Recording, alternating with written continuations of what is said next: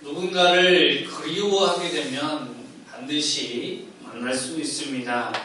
그러나 때가 너무 늦으면 안 되겠지요. 20년 전에 헤어졌던 친구에게서 갑자기 전화가 왔습니다. 저는 그 사이에 유학도 갔다 오고 이렇게 전화번호가 바뀌었는데도 어떻게 알고 연락이 왔어요. 참 반가운 친구죠. 알고 봤더니 정말 내가 그리워서 보고 싶어서 이렇게 수소문하고 했더니 어떻게 해서 아는 사람이 있어가지고 전화번호를 알고 전화를 하게 되었다라고 이렇게 이야기를 들었습니다. 오늘 두 여인, 이 여인들도 예수님을 너무 그리워하는 거죠. 그러면서 이제 다른 성경 본문에 보면은 향유를 들고서 예수님의 시체에 이렇게 바르려고 새벽에 아무도 보지 않는 그 시각에 무덤으로 올라갔습니다. 그런데 두 여인의 걱정은 무엇이었냐면 무덤 앞에는 큰 돌이 있지요. 장정 서너 명이서 굴려도 겨우 굴릴까 말까 하는데 이 연약한 두 여인이 올라가면서 걱정은 누가 우리를 위하여 돌을 옮겨줄까 그런 마음으로 올라갔습니다. 참 그런데 그렇게 올라가는데 갑자기 큰 지진이 일어나며 천사들이 하늘에 내려와서 그 돌을 옮기고 주님이 부활하셨다라는 소식을 듣게 되었습니다. 사실상 오늘 이 주일을 지키는 이 날은 오늘 새벽 미명에 이 일이 일어났기 때문에 주일을 지키는 것입니다. 안식일은 토요일입니다. 토요일. 또 유대인들의 하루의 개념은 어떠한 개념이냐면 아침 해가 뜨고 해가 지면 하루가 지나간 겁니다. 우리는 어때요? 12시부터 다시 12시가 돼야 하루잖아요. 이 사람들의 개념은 아침 해가 떠오르고 지면 하루가 지는다.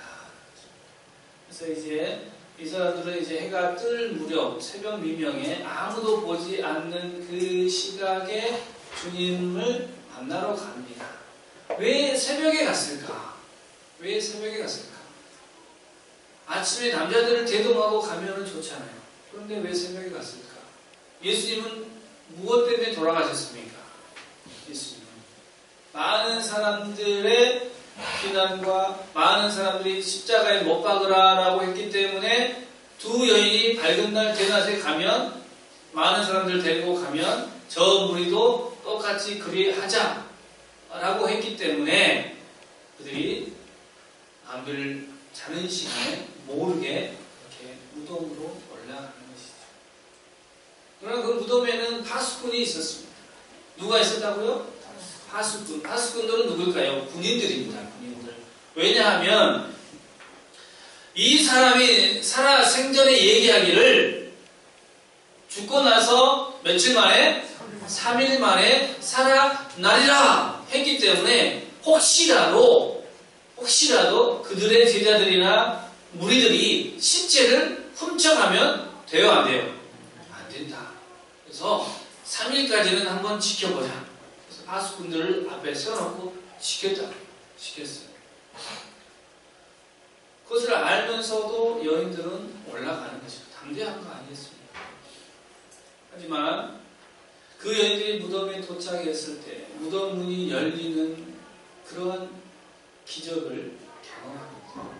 그리고 그들의 눈에는 누가 보였습니까? 하늘에서 내려오는 천사들이 보였다라는 것이죠. 성경에도 보면 천사들이 많이 나오잖아요. 특별히 예수님의 어머니 마리아에게 가브리엘이 와서 네가 이제 성령으로 잉태할 것이다 라고 했을 때도 천사, 목동에게도 천사가 이렇게 와서 그러니까 우리의 실질적인 삶 속에 천사들이 있을까요? 없을까요? 있습니다. 성경에 보면 천사들이 양옆에서 여러분들을 지키고 있어요. 안 보이시죠? 그런데 여러분이 하나님 앞에 선한 일을 할 때도 천사가 함께 있고, 하나님 보시기에 죄를 범할 때도 천사들이 함께 있습니다. 그래서 천사들이 매일처럼 왔다 갔다 하는 거예요. 하나님 앞에. 나의 모든 것을 하나님 앞에 보고하는 거예요. 보고하는 거예요. 그러니까 하나님의 모든 기록에는 다 있을까요? 없을까? 있어요. 중심에 마음에 품었던 모든 것까지도 하나님께 아뢰는 겁니다. 우리가 기도했던 것도 하나님께 아뢰는 거예요. 그래서 천사들이 그렇게 우리와 함께 한다. 함께 한다. 그래서 예전에는 천사를 숭배하는 그런 이교도가 이단이 생겨났어요. 천사를 숭배해요. 우리는 누구를 숭배해야 됩니까? 하나님 아버지. 천사는 하나님이 부르는 종이라고. 그래서 천사들이 돌을 옮기고 누가 살아나셨습니까? 예수님께서 살아나셨습니다.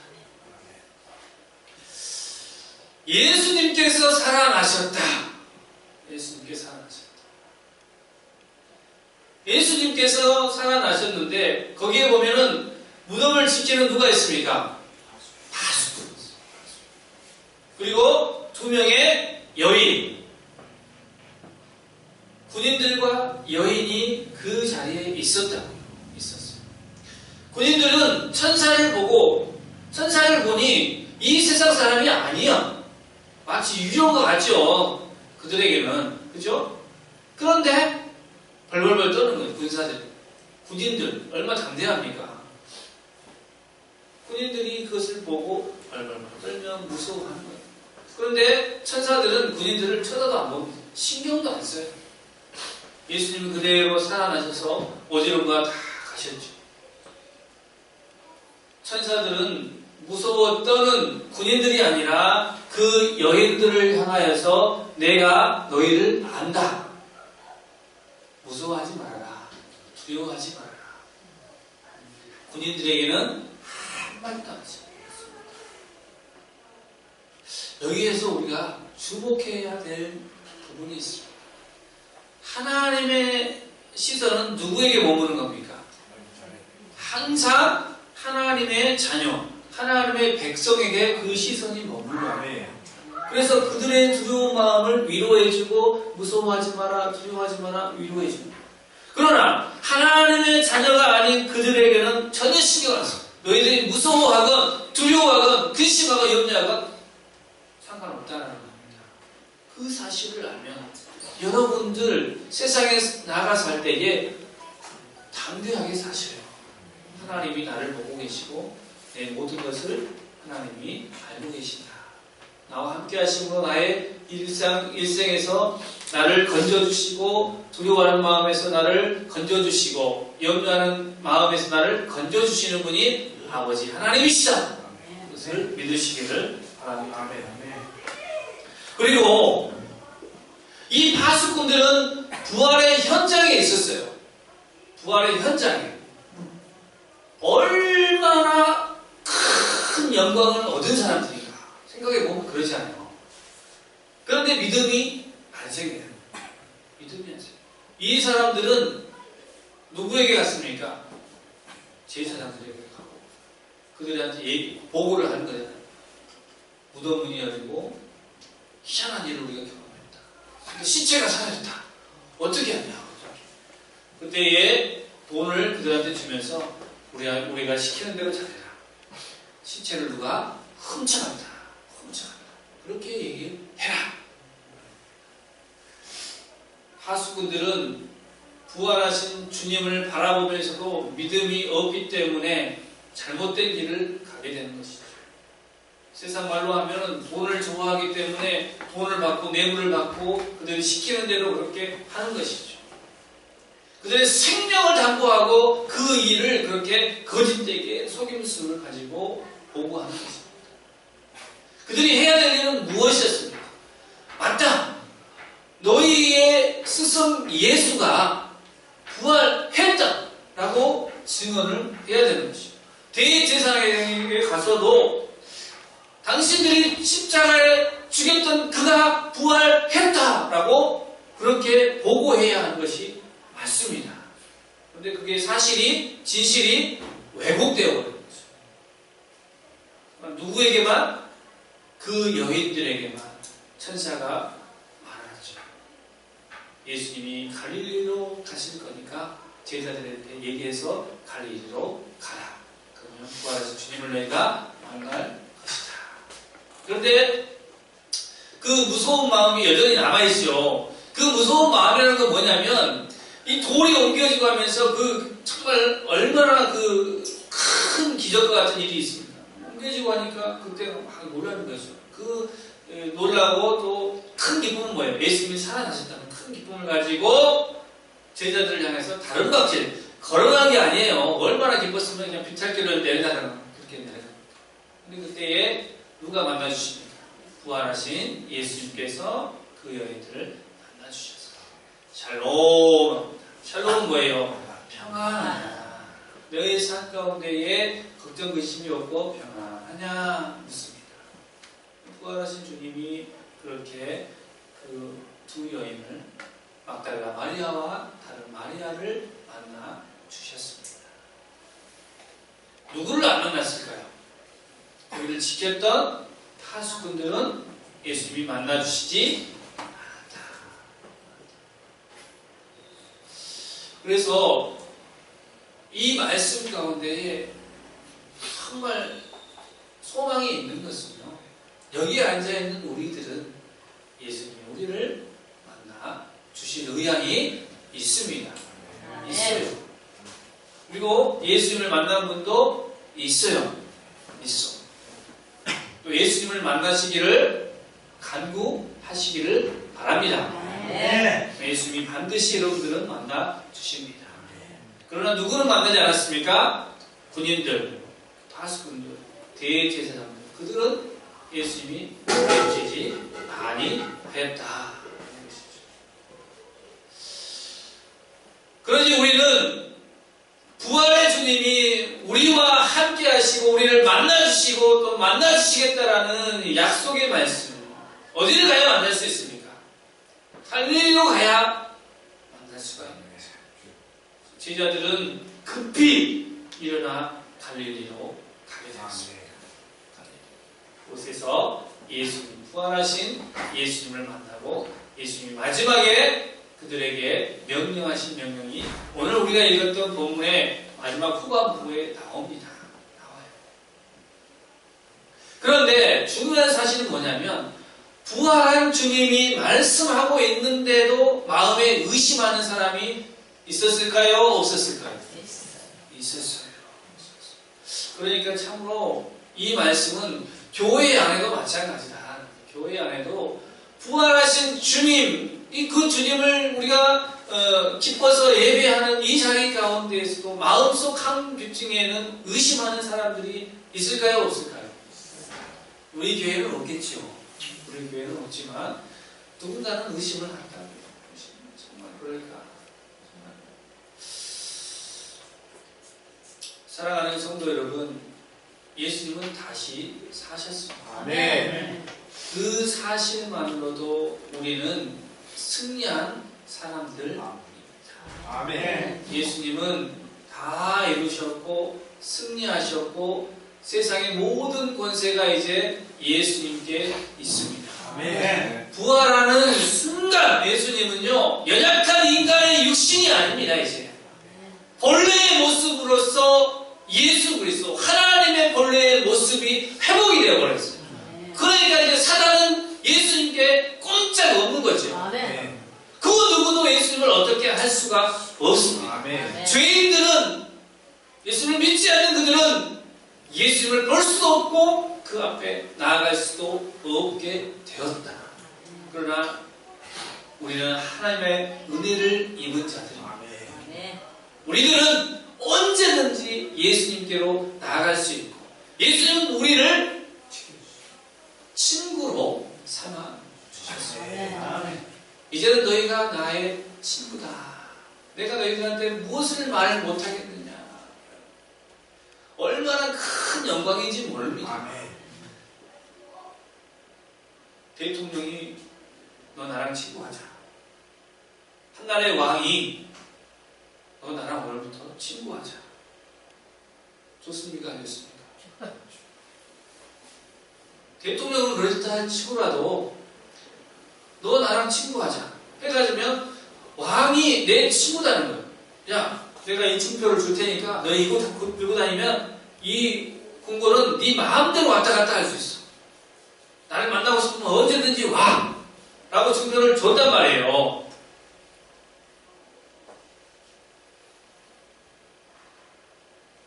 모든 사람들이 왕을 만나려면 왕이 먼저 불러야 돼요. 왕을 만나기 전에 왕에게 면담 요청을 하고 나서 만나야 된단 말이에요. 청와대 들어가는 것도요, 우리 가족들끼리 한번 그 관광차, 요즘에 청와대 관광할 수 있어요. 신청하면 언제든지. 가면 거기서 다 기록하고요. 그리고 이제 일일이 몸 검색도 해요. 들어갈 때. 예? 근데 대통령은 못 봐요. 그냥 건물만 쭉 이렇게 관광하는데도 그렇다는 얘기예요. 그런데 친구예요, 친구. 그냥 들어가는 거예요. 그냥 들어가. 아, 왔어. 예수님은 누구라고요? 우리의 친구. 부활하신 주님이 우리의 친구이십니다. 예수님을 만나볼 때에 여러분은 마음을 무겁게 하거나 무섭게 하거나 두려워할 필요는 없다.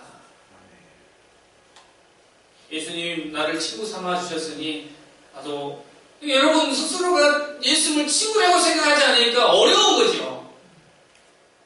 여러분 예수님을 어떻게 생각하고 계십니까? 나의 구주이지만, 나를 살려주신 분이지만 그분이 나를 친구 삼아 주셨기 때문에 나도 이제 예수님을 친구를 삼아야 돼요. 아니, 친구가 어려우면 어떻게 합니까? 친구입니까 그게? 저는 우리 이재현 집사님하고 이수식 성도님하고 이렇게 친구인데 얘기하는 거 보면은 참 서스럼 없어요. 그걸 보게 되죠.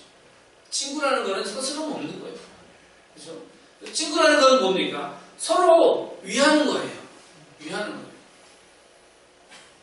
사랑하는 성도 여러분, 다시 사신 주님께서 우리의 친한 친구가 되어 주셨습니다. 네. 사람들이 지키는 빈 무덤에 찾아가서 예수님을 찾지 말고 다시 사신 예수님을 찾으시기 바랍니다. 네. 예수님께서는 우리와 항상 함께 있으리라 약속하여 주셨습니다. 어디에 있을까요? 우리들의 마음속 깊은 곳에 자리 잡고 계십니다. 또 우리가 찾으면 그분을 언제든지 만날 수 있습니다. 찾지 않기 때문에 못 만납니다. 누가 가장 먼저 예수님을 만났습니까? 막달라 마리아와 마리아. 그들은 예수님을 먼저 찾아갔습니다. 그래서 만났습니다. 예수님을 만나기를 소원하시기 바랍니다. 부활하신 주님을 만나야 합니다. 갈릴리는 어디입니까?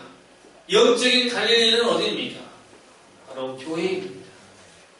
예수님을 믿는 사람들의 모임 가운데 하나님 예수님께서 그곳에 나도 함께 하리라 말씀하여 주셨기 때문에 이 모임 자체에 예수님이 지금 우리와 함께 계십니다.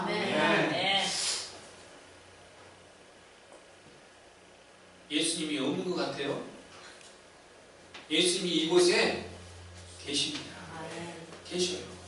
그러니까 여러분, 예수님의 그 부활을 기뻐하시고 막달라와 마리아와 다른 마리아가 무엇을 했는가를 우리가 봐야 합니다.